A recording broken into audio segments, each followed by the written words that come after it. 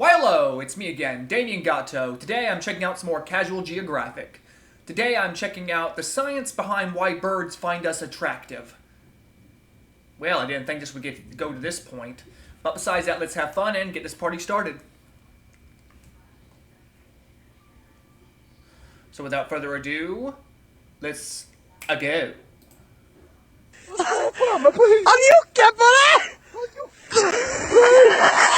How does this keep happening? All you did was go bird watching with your friends to hopefully learn more about the world around you. Instead, all you've learned is that life, not unlike this bird, comes at you fast. That's how you end up with an aggressive cock on your back. And yes, that is this Chernobyl pigeon's other name. He's not the only victim. There's an uncomfortably extensive history of birds of every feather trying to make two beasts with one back together, with humans, including the biggest birds currently walking the earth. The rabbit hole of illicit avian liaisons goes way deeper than even I was expecting, and if I had a nickel for every time a bird tried to make a man his wife, that amounts to more sense than a man that just sits there and lets it happen. What you're gonna learn is the chance a down bad dinosaur tries to force you to crash cloaca is low, but it's far from zero. But sometimes it's not the bird's fault. Parrots are a lot like us. They're highly intelligent, they can talk, and they have erogenous zones just like humans. Think of the Seven scene from Friends. The problem is, if you pet them the wrong way, they will feel some type of way. It's been said that you should only ever pet your parrot above the neck. The beak, the cheeks, the top of the head are all okay. The wings, the back, the belly, and the chest should be avoided since those are spots only their mate in the wild would touch. Not only can touching them turn you into your parrot's mate in their eyes, you can also trigger hormonal imbalances along with behavioral issues like biting, screaming, feather plucking, excessive self-service, and even self-mutilation. In fact, in some cockatoos, it can even cause cloaca prolapse. Don't Google that. It goes beyond just leading a bird on. Starting its engine with no destination can be a blight on their health. In the words of Deadpool, they're about 80% G-spot, and they will let you know about it. And if it's 80% G-spot, for goodness sakes.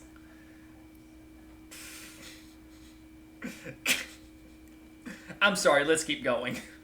not by hip thrusting your head, it's in the form of regurgitating in your ear to show their affection. In this case, it's not the bird's fault. In fact, there was one creator who went out of her way to repeatedly touch up her parrot because she thought it was funny. The whole time she was getting molested with an overachieving reptile. But there is one parrot that needs absolutely no help getting excited by humans. And you'd think this struggle parrot would pass after already getting railed by evolution. The kakapo is an indictment against all birds. It's a kiwi muppet with wings too short to soar and body too fat for flight, and they're a keel and the breastbone shy being able to fly. The kakapo also regularly forgets that they forgot how to fly, with researchers witnessing startled kakapos run up a tree and jump, only to remember gravity and faceplant on the ground. They also only breed once every 2 to 3 summers, and mothers have been known to accidentally crush eggs in the process. Safe to say the underachieving avocado chicken has nothing positive going for it, or at least So basically these are Darwin parrots.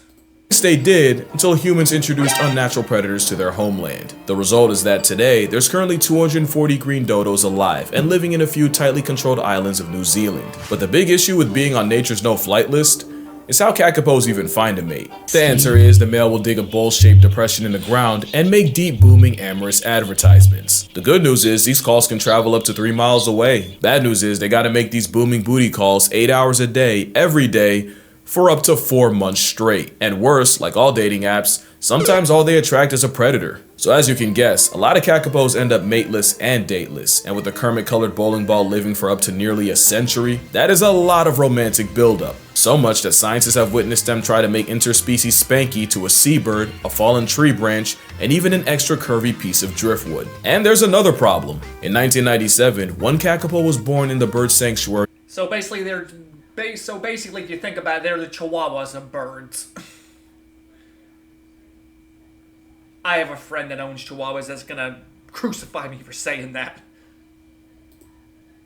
On Codfish Island, but was hand-raised by humans after nearly dying to a sickness at 3 weeks old. The parrot would survive, but would imprint on humans and show zero interest in his own kind. In fact, he would only direct his booming invitations to humans. This made him a poor breeding parrot, but an excellent ambassador for his endangered peers, and in 2009, zoologist Mark Carradine would visit Codfish Island to help shed some light on the species. In response, Sirocco the kakapo would proceed to violently mate with the back of Mark's head, a moment that immortalized both of them. Yeah. Well, that's a special type of giving head.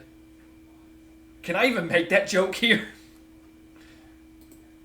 Yes, that's where the shagged by a rare parrot clip came from, and Mark wasn't the only one. You see, Sirocco was a certified goon. He would even set up shop by an outhouse, so any human looking to relieve themselves would be chased by the feather felon looking to do the same, to the point where they had to put a fence around the loo. If Sirocco was anything, it was persistent, and scientists tried to take advantage of his preference with that. That is a bucket hat, lose the B and add an F, and it's designed to capture Sirocco's liquid daycare to use to help further the kakapo population. The problem is, where most birds only need a few seconds to get their rocks off, kakapo coitus can infamously last an hour. So, it didn't work. Sirocco barely cooperated, and the helmet now resides in the New Zealand Museum. But kakapo numbers are on the rise, Sirocco's still alive and well, and Mark will surely never wear green around Pepe Le Parrot again. But that wasn't the first time a sensually explicit hat was used to save a species. Which is ironic, because parrots are also the closest relative of the falcon. And in the 70s, the peregrine falcon nearly got wiped out in America thanks to the widespread use of the infamous pesticide DDT. This chemical would thin the eggshells of the falcon, making them brittle enough to break when the parents would sit on them. The peregrine population would nearly flatline from about 4,000 breeding pairs down to only 324. That was until falconer Les Boyd had an idea. Human-raised falcons also become imprinted on humans, often with familiar consequences. So he came up with a bucket hat designed to collect the falcon's fetal broth for breeding purposes. But it wasn't as simple as just putting on a hat. There's a process. First, you have to wear the exact same clothes, including the hat, every time the falcon sees you, so it can get used to your outfit. Then you'd really have to get in your bag by mimicking the female falcon's vocalizations and even bobbing and bowing your upper body like a she-bird would. You'll know the falcon's catching feelings when he starts doing ledge displays and delivering food to you, which, of course, you have to accept. Eventually, time comes to collect, and that involves a male falcon So basically they're like, this is gonna happen. flying past your head multiple times until eventually landing on your hat and proceeding to make love to your headwear. But there is no one and done. You'd have to repeat the falcon fornication process 2 to 3 times a day for up to 3 months straight. And remember, falcons are monogamous, so you're committing to a lifetime of skull bashing. Boyd's work wouldn't go wasted, as today, there's over 3,000 pairs of breeding peregrines in America, and most wild falcons in the US are descended from those captive, potentially hat-humping birds of prey. And you can thank the dedication of those falcon enthusiasts, so hats off to them. Figuratively. But it wouldn't have been possible without the bird's proclivity for getting the hots for humans. In fact, science might actually prove it. In 2002, a study found that chickens might have the same preference for human faces as we do. What had happened was, scientists trained 4 hens to respond to the average human male face, and did the same for 2 roosters, except with the average female face. They did it by taking 35 male faces and merging them to create the average male face, and again, but for females, and then they would show these chickens these faces on a screen, and the hens would be rewarded with food only for pecking on the male face, and the same with roosters, but for female faces. They did this until the chickens could get it right 3 out of 4 times. Then the test actually started. This time they used 7 faces, the average male face here, and the average female face here, and they combined those 2 faces to create the average human, along with 2 faces with exaggerated female traits here, and 2 exaggerated male faces here, meaning the faces would get more feminine as you move to the right. Then they would show one of the 7 faces to the chickens at random, but this time they recorded how many pecks each face got. Think of it as like a poultry approval rating. At the same time, they took 14 college students and had them rate those same faces on a scale from 1 to 10. By taking the human ratings and the chicken pecks, they found that the humans and chickens had virtually identical answers, meaning the faces that the humans found the most attractive with no training were the ones that got the biggest reception from the chickens. But while it's interesting, it doesn't exactly prove that chickens want to bone people. But one study proved exactly that for the biggest birds on Earth. In the early 90s, a study was done to explain why ostrich farms in the UK were producing less eggs, even though farmers swore the dino birds displayed courtship behavior every time they checked. Well, it turned out, the ostriches were more attracted to people, and in the study published by British Poultry Science, 70% of the birds in one farm had displayed to humans. That display resembles an aroused Looney Tune, and it means that An aroused Looney Tune.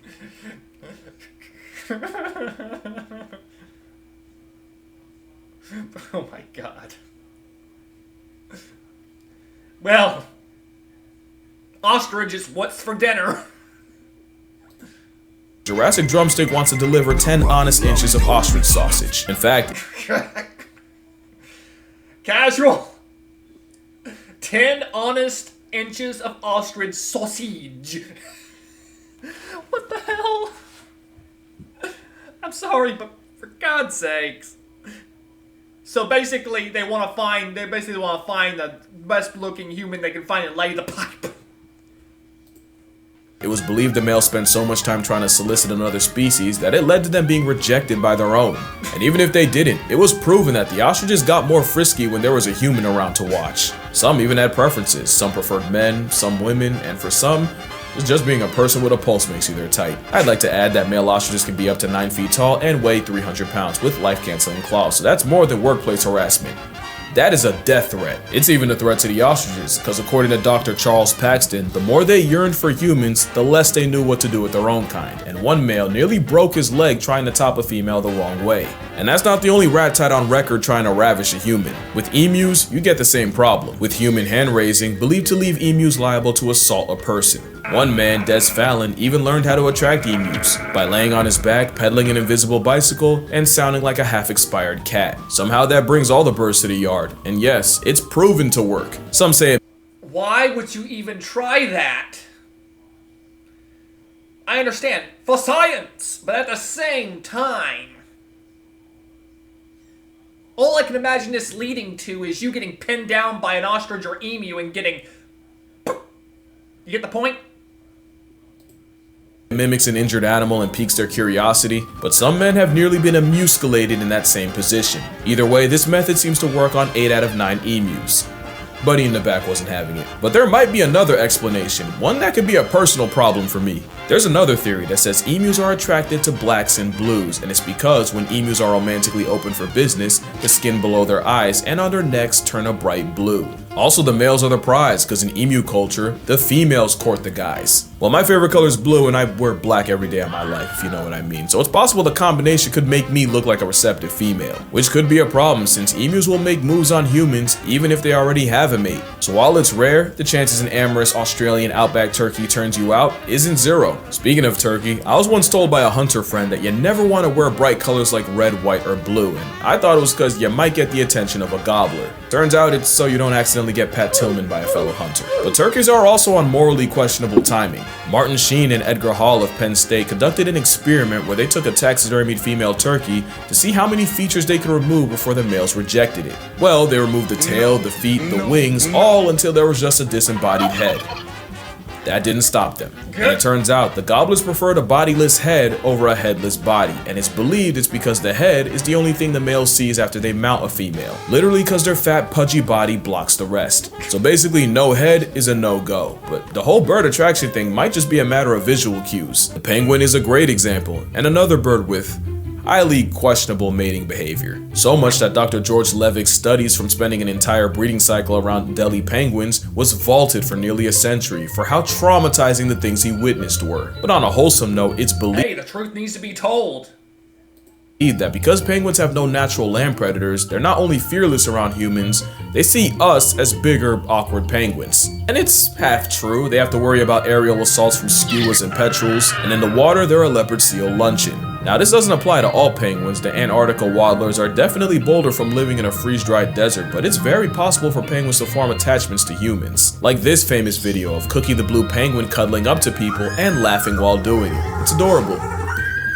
Yeah, I'm really sorry to do this to you. That penguin is 100% trying to mate with that man's hand in a couple seconds, and it would have been cookies and cream. So a penguin excited to see you is most likely trying to get one off on you, and if you don't believe that, penguins have been recorded making love to the ground. To completion. But this is all lust. The question is, can a bird fall in love with a human? I don't know, but one came close.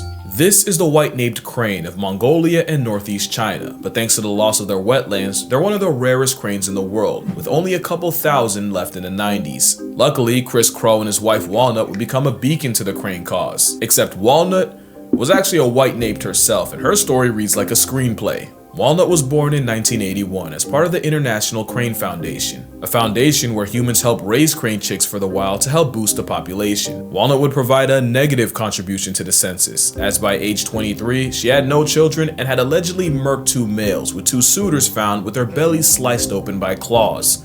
Allegedly. The theory is, some crane chicks wake up choosing siblicide and try to kill each other and have to be removed and separated, and it's believed that this was the case with Walnut, and all that isolation around just humans meant she imprinted on humans. But this also meant that Walnut would be condemned to live a life alone, with no chance at ever having children. Well, that was until the crane met a crow. Chris Crow had worked with California Condor and Wolf reintroduction programs, but in 2003, he landed in Patuxent, where his job was to raise the world's rarest crane, the whooping crane. But the whooping crane work was only seasonal, so when he was eventually offered a full-time crane keeping position at the Smithsonian Conservation Biology Institute, he took it. And his first avian assignment was a genetically valuable crane that was born in Wisconsin, transferred to Denver, then Cincinnati, and finally in 2004, the Smithsonian. That's when Chris Crow met a crane named Walnut. Like a true tsundere, Walnut gave Crow zero love, growling at him and flashing territorial displays at him like a full-body middle finger. But Crow also noticed that Walnut would go out of her way to ignore attention from other males, so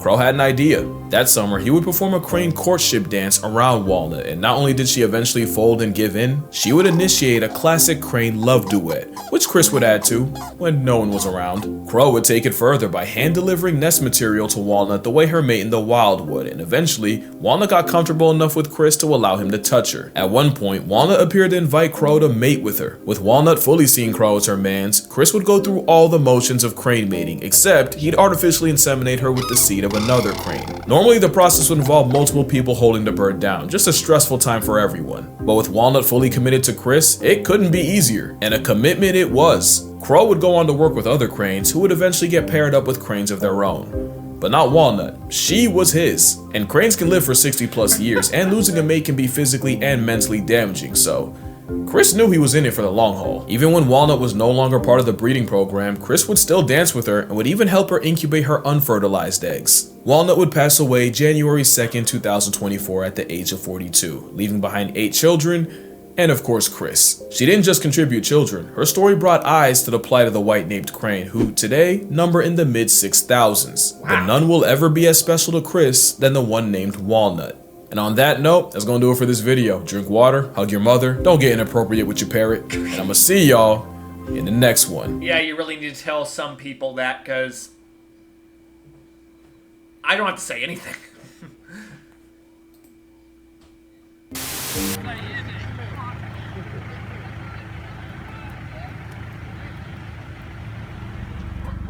Everybody around here's got one. I'm just letting him off his leash. He's always running into people's houses and stealing goldfish, and you're real new. That's adorable. I understand penguins are. I understand most penguins are perverted degenerates, but at the same time, you can't argue they have adorable moments. You say.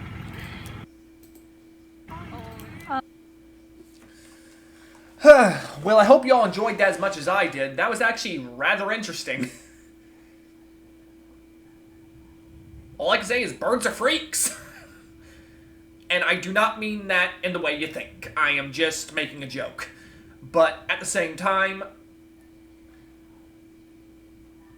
I hope y'all enjoyed this as much as I did. I hope y'all have a nice stupendous day. Hope y'all take care and still stay classy.